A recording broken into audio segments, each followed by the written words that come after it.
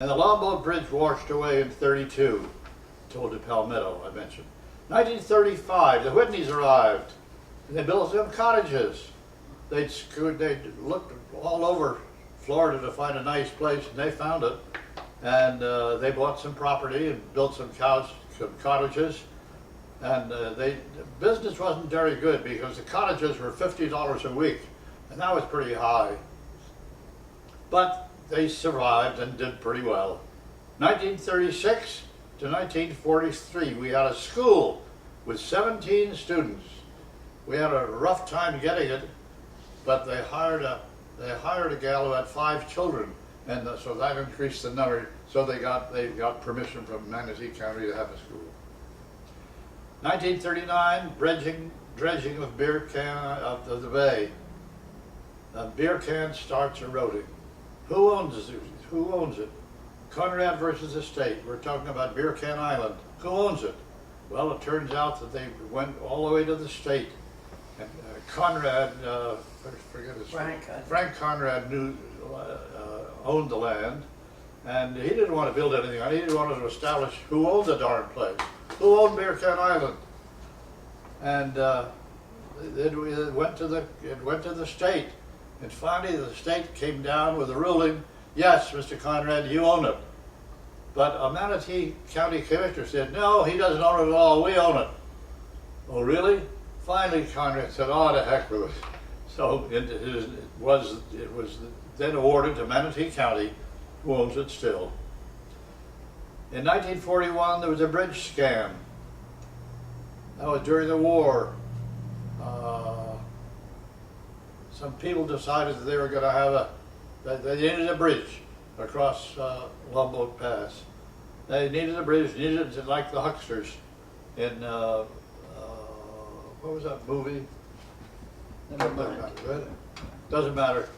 Well, we got to have a bridge. We got to build it today. Yes, sir. We're going to have a party. We're going to have a cookout. And we're going to have... it was a big party. Oh, it was a big party. It was so big, in fact, it was advertised. These people behind it were scam artists, they really were. They had jitterbug contest, barbecue, high wire, and believe it or not, this was in 41. Melinda on the highway. I think they had like a couple of thousand people or something. No, 17,000 people attended Holy this, believe it or Toledo. not. We haven't had anything like that since. Well, I know it. Hell, we haven't had 17,000 people on Longboat Key. Right. And the newspapers, in the Sarasota paper, covered very well. And in one place they said yes, and it took about 3 days to get the cars out from the sand. Because in those days they had narrow rims. Yeah, I guess. It And, got all it was stuck. something. And this was a time also in 41 where the Shark Factory, the Dad Holbrook. Well, you didn't finish about the scam artist. Oh yeah, the scam artists. Well, they had all those things, and people attended, and it was a great success. People bought And they bonds. they bought stock in the new bridge that was going to be built, and everything was just fine. And the next day, the people were gone with all the money. So it was never built, and nobody will ever admit to having bought stock in that, believe it or not. I've asked so many people that were around, and I suspect Gordon Whitney bought stock in it, but he never admitted it. Well, Mother and Daddy sold the property where the bridge is now. Is that right? That was, what do you call it, like where the government takes your property and they Oh, say, yeah. we'll give Eminent- you so much money. Yeah. Eminent domain. Yeah, and it was a big argument. You know, Mother and Daddy said they didn't get enough money for it. But Right? Did they ever get it? yeah, they got money, but not Not enough. what the Not real nearly value enough. of the land was. So that was the end of Longboat Pass Bridge. And as a matter of fact, the foundations are still in view. One of them has been covered up within the last 2 years, but the other one is right near shore Grisha. on the south side. Same place it's been all these years. That's right. Hasn't changed much. Oh, that's marvelous. Well, let's go on. Oh, I'm talking about Dad Holbrook, the great shark. Dad Holbrook lived around here, right in the north end, someplace, and he was a very well-educated guy from Maine who came down here and decided, in retirement, I'm going to have some fun. I think I'll take some sharks. They got a couple of sharks and he said, hey, there's a market for these things. They're fins and all sorts of stuff. The liver oil. Yeah, the liver and the oil and the fins. And so he went into business. And he was catching sharks. I think he said got 3,000 over 6 feet. But one of them was a dilly. It was a great white shark. It was about 20 feet long. And no one will ever admit where they caught the shark except the guy who caught it, whose name escapes me at the moment. Edgar Green. Edgar Green, yeah. He worked for Dad Holbrook. He caught one, and he said later, all the newspapers, of course, and Gordon Whitney said, yeah, that shark was caught about 5 miles off Longboat Key. Edgar Green didn't say a word because it would ruin the tourist industry. So what he did was he told people quietly a few years later, actually, I caught this thing less than a mile offshore. Well, I think it's about a half a mile, quarter Half a mile mile offshore, offshore. off Whitney Beach. Yes, right off Whitney Beach. And if he'd said so, there would Well, go Whitney Beach. I had the fortune of meeting Edgar Green with Kent Chetland. Right. And they were right outside of my screen porch, and Mother and friend and I were having coffee, and we said, recognize Kent. And we said, hey, Kent, what are you doing? He says, well, I'm establishing where that picture was taken of the great white shark. So I Right. got a chance to meet Edgar Green and to talk to Kent. And we said, well, where was it brought up? And he said, right where you're sitting. So right where my porch was Right. where they brought the shark up. And when you look at the picture, you can almost look across the bayou and recognize Right. that it was right there. And Edgar Green said at that time that the shark was 24 feet long. And I said, That's well, a big fish. I said, how did you know how long it was? He said, well, we didn't have a tape measure because we just didn't do that. But he said, I had a poling oar 18 feet. And Edgar was a big man. I mean, he was at least 6 feet tall. Right. And he said, I laid the poling oar down next to the shark, and I laid down next to the poling oar, and he said that was the length of the shark. And Wow. he said 18 feet plus 6 feet would be 24 feet. So I guess there's all kinds of ways of determining And all That's kinds a things, more but unique. somebody, a personal witness, a first-hand Right. witness would be pretty credible. Absolutely. And let's face it, the story about it has multiplied, I'm sure. So But that was from the horse's mouth. That was the you man who can't caught get the any more shark. accurate than that. Yeah, well, it'll Right. be up for conjecture for years. Well, let's see what happens. Well, we finished with the bridge scan, in which 17,000. Actually, the Saratoga newspaper has that in print.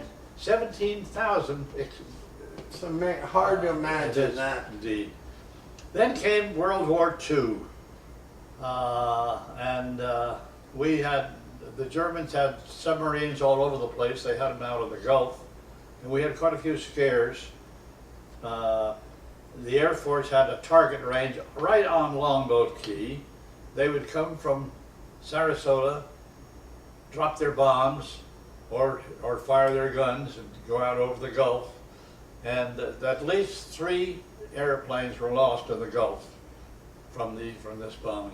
And there's holes all back in the bay. Oh yeah, John Morrill, my professor at New College, told me, he says, you know where those holes are, how those holes formed? And I said, no, I never really thought about it, but how did they form?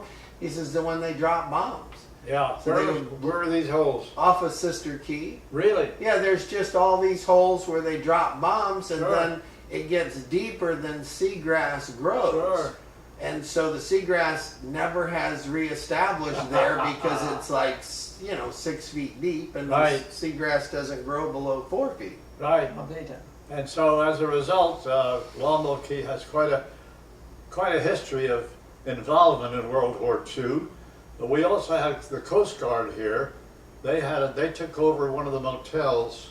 The Albion Inn. Yeah, well, no, this was on Longboat Key. Oh, okay. I thought you were talking about And Cortez. they had there's a movie incidentally called Sunday Dinner with a Soldier. It was John Hodiak, and I forget the other gal. It was made on Longboat Key, believe it or not. Well, that would be fun to get that movie and show it. We've got it. You've got it.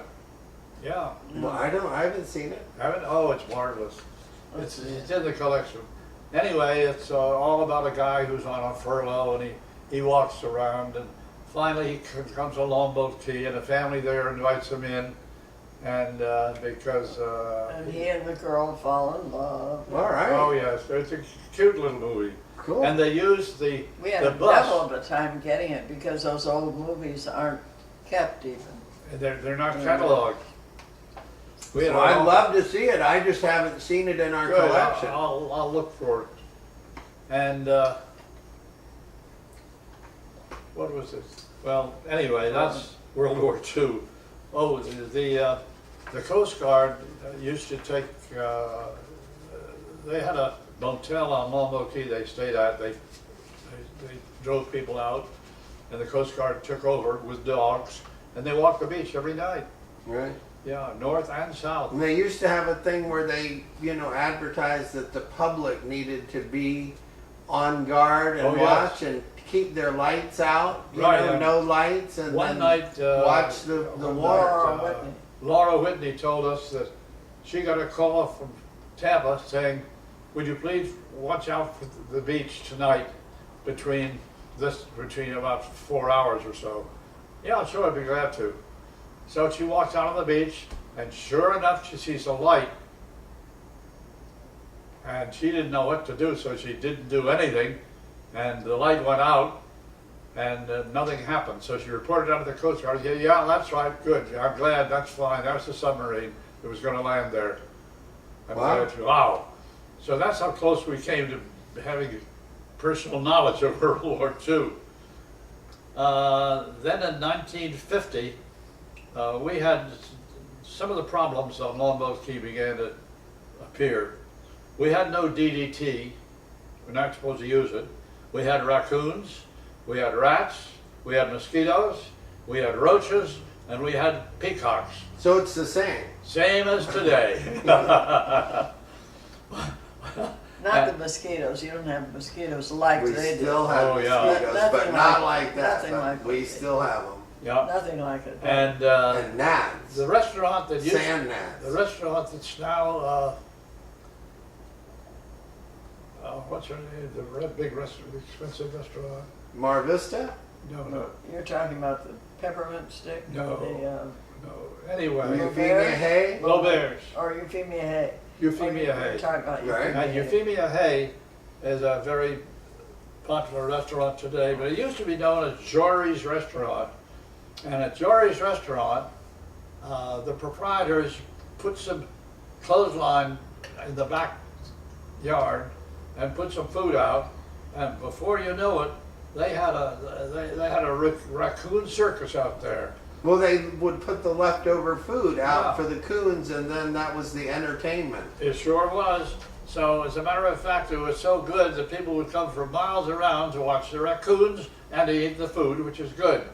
The only trouble was, after a couple of seasons, one of the raccoons had rabies, and that ended the raccoon problem. Well, before that, they had Guy Pascal, who Oh. was the first mayor, had said that they had estimated that he had 150 raccoons at his house, and Mother said that they would go for parties, and they would have drinks and have dinner, and after dinner they would put the plates outside, Right. and then they would have after dinner drinks and watch the raccoons eat the food off the plates. Oh boy. So that was, and then the first police chief had what they called the raccoon circus in his backyard. Well, really? And he had a show where he had a number of raccoons.